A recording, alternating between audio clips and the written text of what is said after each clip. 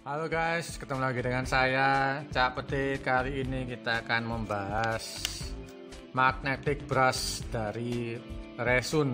Nah, ini untuk membersihkan kaca dari lumut yang menempel ya. Oke,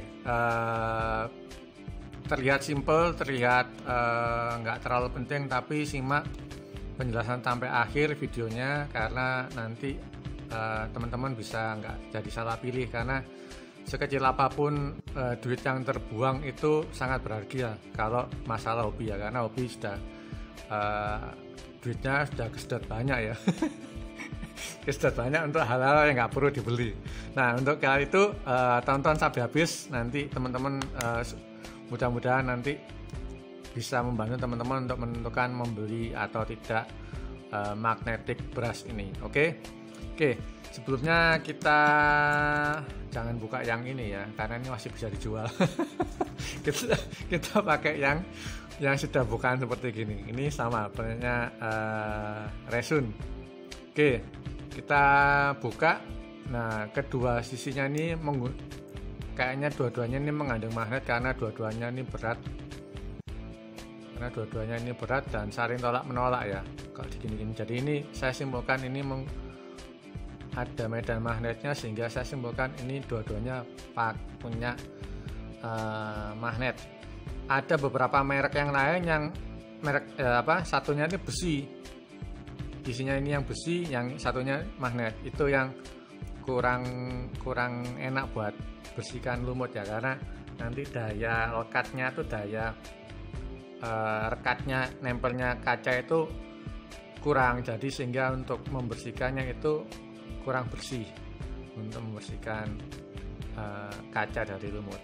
Oke, di dalam sini kita menemukan tali. Nah, ini talinya kayak gini.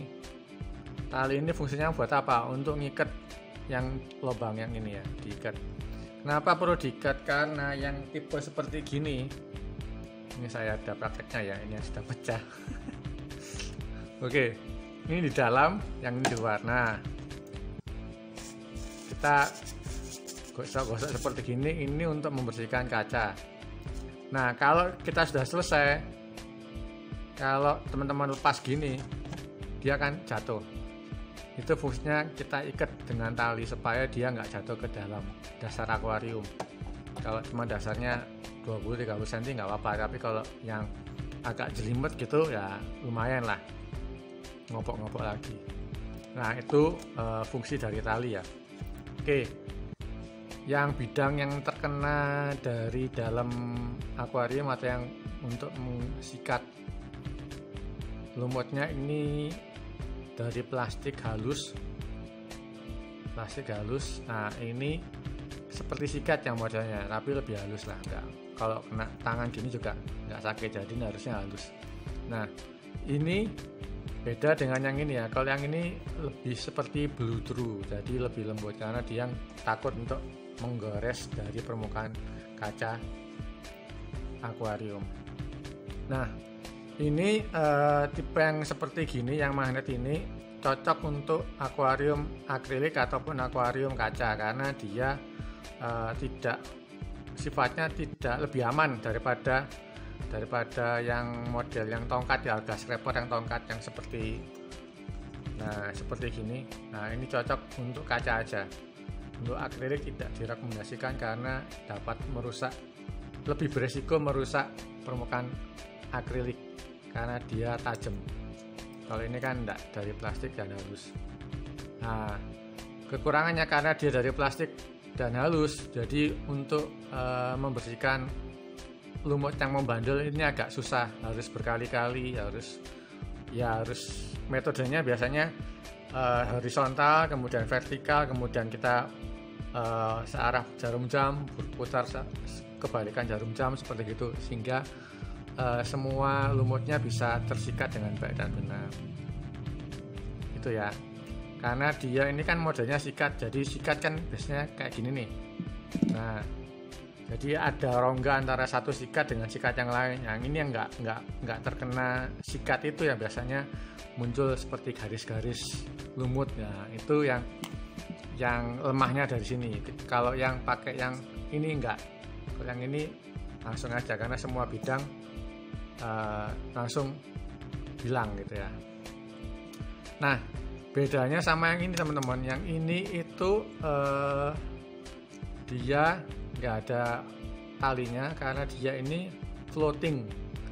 Kotak ini ada rongga udaranya, sehingga ketika kita selesai menggunakan gini, dia tidak jatuh ke bawah tapi dia akan mengapung di permukaan akuarium. Nah, ini lebih enak, cocok buat teman-teman yang punya budget lebih ya. Kalau teman-teman ini soalnya harganya sekitar 2 kali lipatnya atau sampai 3 kali lipatnya dari yang seperti ini, yang tipe floating ya, itu harganya lebih mahal. Nah, kemudian kelemahan dari sistem magnet ini itu dia untuk yang di permukaan, kalau teman-teman pakai yang tipenya rimless seperti gini, kalau kita membersihkan di tengah, bagian tengah sini atau di bawah, itu nggak terlalu masalah karena tidak menimbulkan banyak ombak.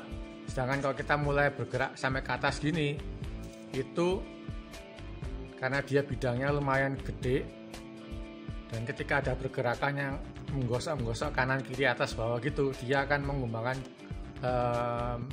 menimbulkan gelombang dari air tanknya sendiri ya, sehingga nanti airnya tuh gelombangnya tuh bisa sampai keluar netes-netes gini. Nah, itu yang kelemahan dari ini. Sedangkan untuk yang pakai yang ada frame-nya seperti gini, ini lebih gampang, lebih enak ya, seperti gini ya, ada frame-nya seperti gini. Nah, kalau kita membersihkannya gini, nah ini kita bisa sampai ke sisi yang paling atas sebelah sini. Ini keunggulannya ya, daripada yang teman-teman pakai yang alga scraper yang gini. Ini dia, kalau alga scraper yang ini dia nggak jangkau yang dekat atas permukaan seperti gini. Jadi pakai yang ini lebih efektif. Nah, lebih efektif seperti gitu. Kalau teman-teman pakai yang rimless seperti gini, lebih efektif pakai yang alga scraper yang bentuk ada tongkatnya seperti ini. Nah, itu kelemahan dan kelebihan dari magnetic brush. Oke, kemudian ini kalau yang small ini ya, ini kan ada ukurannya small, ada yang medium, ada yang large. Kalau yang small ini rekomendasinya 60 cm ke bawah, karena untuk yang paling direkomendasikan untuk yang kecil seperti gini itu untuk ketebalan kaca 5 mili ke bawah. Itu biasanya akuarium 60 cm pakai yang 5 mili sampai 6 mili.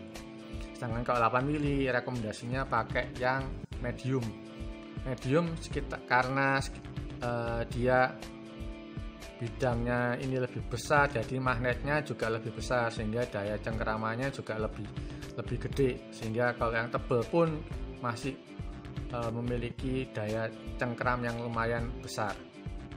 Dan kalau 8 mili biasanya akuariumnya 90 ke atas, 90 cm ke atas. Kalau pakai yang kecil juga pegel, nanti capek.